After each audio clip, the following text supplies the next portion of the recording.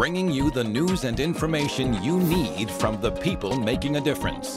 This is Comcast Newsmakers. Hi, and welcome to Comcast Newsmakers. I'm Sabrina. We are here at Shilshole Bay Beach Club in Ballard, and I am joined today by Senator Phil Rockefeller, who is a Democrat representing Kitsap County, Bainbridge Island, Bremerton, Silverdale, kind of all points in between. Thank you so much for coming on the program. My pleasure. Thank you. You have been working diligently on energy issues, champion for the environment in this area. Talk about some of the things that have been accomplished in these past 6 months or so out of the session and beyond. I'd be delighted.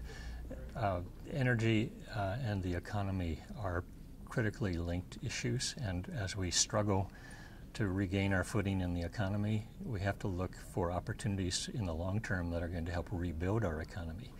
One of the things that we see emerging is the need to repower our economy, literally, with alternative and renewable energy.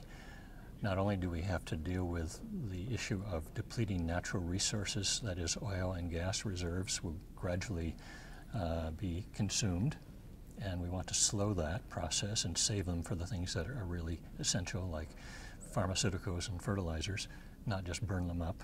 We also need to develop alternative sources to meet our future energy needs. And in the course of doing that, we can start building new industries and business opportunities in our state.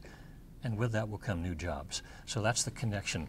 If we focus upon building the blocks for energy that we need for the future, we can create new jobs and do good things for our environment at the same time. And I'm glad you bring that up, because they are so interconnected. When you think of things like in the environment, if we lose X amount of the snowpack, well, there goes the winter recreation, which is an important part of the economy in the winter, at least. Very much the point is well made, and in addition, if we lose that snowpack, and all the predictions are that we have lost a significant percentage of it based upon average history, we will also imperil our ability to generate hydropower or to provide irrigation for our agricultural crops, which are a critical industry in our state. So the direct tie-in between the condition of our environment and the snowpack that we have, which is our reservoir, you might say, for hydropower and water use, that's a critical connection.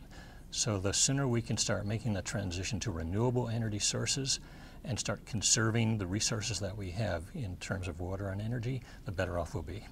You had some success in Olympia in this past session, working with the governor and with some of the other legislatures. The Senate Bill 5649, that's creating the living or the wage jobs and reducing the energy consumption. You want to get specific and tell us what that accomplishes? 5649 is intended to bring about energy efficiency in homes, in agricultural settings, and in small businesses. And we're trying to do it by having people who are trained in energy audits conduct those audits in those facilities, recommend things that could be relatively easy to do that will result in reducing energy consumption and energy bills. Help people pay for their homes, for example, by saving on energy costs. That's a big plus. It also creates job opportunities for people who do the audits and then the contractors who come in and do the work. We're blessed that we have some energy dollars courtesy of the federal ARRA stimulus program that President Obama and the Congress have adopted, and that has driven significant dollars to the state of Washington. We're using about $14 million of that to promote the energy audits and retrofit program. It's going to be run by the WSU Energy Division. It's part of their extension service. They know how to go out in the field, and we've asked them to concentrate on urban communities and to deal with people who can benefit from this by going out, reaching out, finding homes that need this kind of attention. Did you see support on both sides of the aisle? Were these hard to get passed? This one built consensus because I think everybody could say this is a triple play. This is good for the environment, good for the economy, and it creates jobs. Everybody wants that. And you also had 5921, which was the creation of the Clean Energy Leadership Council. Yes, that's on a more strategic level. What do we need to do for the long term as well as the short term to promote a more diverse energy economy? I'm going to have to cut you off there. I'm sorry. Senator Rockefeller, thanks so much for being on the program. Thank you. And thanks for watching Comcast Newsmakers Headline News at the top of the hour.